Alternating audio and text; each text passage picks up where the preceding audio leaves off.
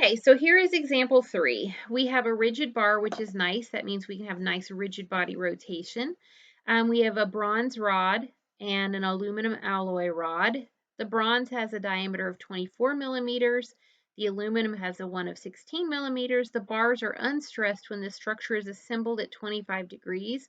After assembly, the temperature of rod 2 is decreased by -40. So this time it doesn't say that what it's decreased to. It doesn't say it's decreased to negative whatever that number would be. It just says it's decreased by -40 or by 40. So I know the total change has to be -40. Bar 1 is not going through a temperature change.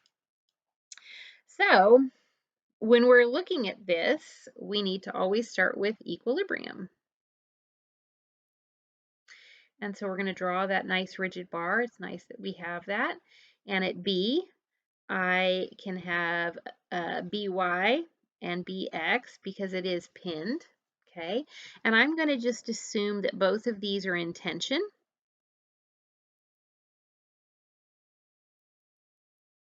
Okay. We're just going to assume that they're in tension. We're pulling away. And so this is 0.35 meters. This is 0.2 meters.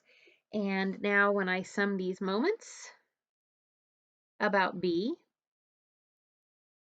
I'm going to get that F1 times 0.2 minus F2 times 0.35. These are going to be equaling 0 because we don't have any applied forces. We don't.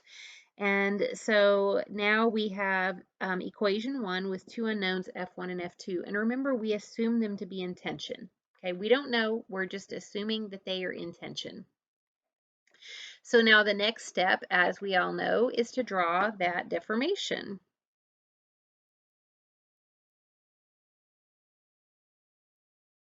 So this is equation 1.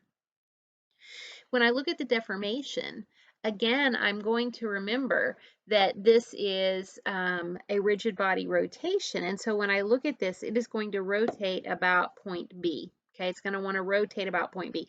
If we are in tension, we are getting longer with both of these. So let's look at that rotation. So it starts out looking like this. And then we are going to rotate about point B. So we have something like that. So I'm going to have this change from C to C prime. And we have this change from A to A prime. This is 0.2. This is 0.35. And so when I look at this, I can say that the change from A to A prime is to 0.2 as C to C prime is to 0.35. Okay, 0.35.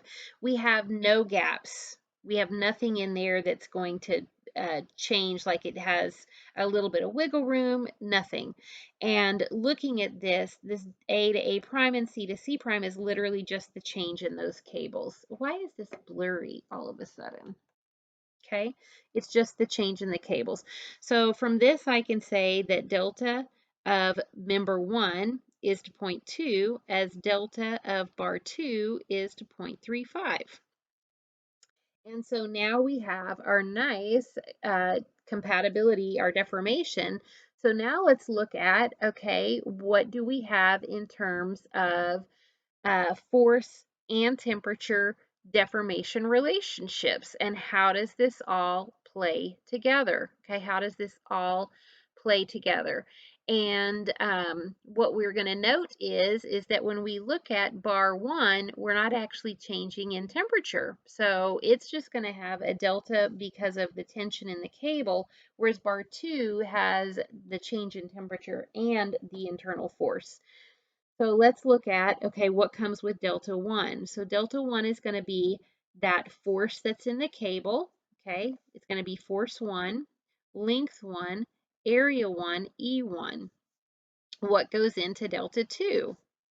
Delta 2 is going to be force 2, length 2, area 2, E of 2, plus we have that temperature change, alpha, delta T, length 2. So if we do this, we don't know what force 1 is, but we do know the length because I have everything organized, 0.25. Okay, my area, pi over 4.024 squared times 100 times 10 to the ninth. Okay, and here we have delta 2, we have force 2, and I have length 2, 0.5. Area 2, pi over 4, 0.016 squared, 70 times 10 to the ninth, plus 22.5 times 10 to the negative 6, negative 40, and then we have our length of 0.5. So we're cooling it off, which means if we're cooling it off, this is going to be coming down and that's going to be going up, but it doesn't matter because as it's cooling, it's pulling against this. So they're working kind of against each other. So we just assume tension. We don't know. We're going to put our values in as if we are in tension and the math works out so that we have the ability to figure out what really is happening. So now I know I've got delta 1, I have delta 2, but I have to make sure I take care of this relationship. So I'm going to go ahead and multiply over here times 0.2 and get this nice ratio of 0.2 over 0.35 and keep delta 1 by itself. Okay, so if I'm looking at delta 1, I have F1, and like I said, I'm multiplying that over. So let's just go ahead and simplify. 0.25, pi is a number, 4 divided by 0.024 times 0.024 times 100 e to the ninth times, and divided by, we're going to get a very tiny number, times 5.5262213 times 10 to the negative ninth. We multiplied that over F1.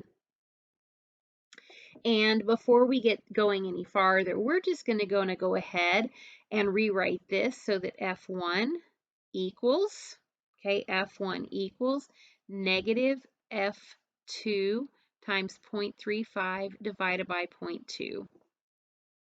Okay, you guys see that? F1 equals negative F2 times this ratio. So let's go ahead and simplify that. So we are going to come here, and I know that this is negative F2 times 0.35 over 0.2. That would come over, would come under. So we're going to take 0.35 times 0.2 divided by, and we are going to rewrite this as 9.6708732 times 10 to the negative ninth F2. And now when we look at this, we're going to have everything in terms of F2.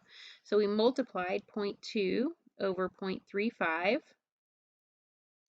And then we have 0.2 enter 0.35 divided by, so I'm simplifying that.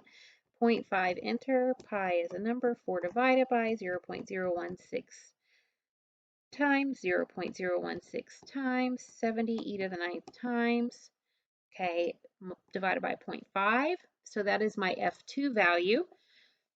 So I have 3.552567 times 10 to the negative 8 F2 plus, okay, I'm actually going to go ahead and multiply that like so.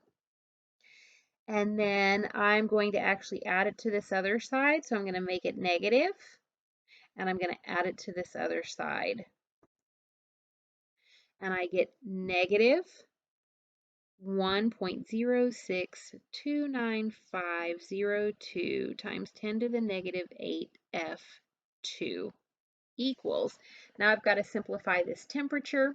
So we have 22.5 e to the negative 6 times 40 times 0.5, okay, times 0.2 divided by 0.35, and I have negative 2.57142857 times 10 to the negative fourth. So now I can multiply by the reciprocal. We're going to swap. I'm going to make this the reciprocal. Boink. And then I'm going to multiply. Boink. And I find that the force in 2 is 24191.43, and that's going to be in newtons. Okay, do you see that's going to be in newtons? And now when I go back, I can actually then solve for F1.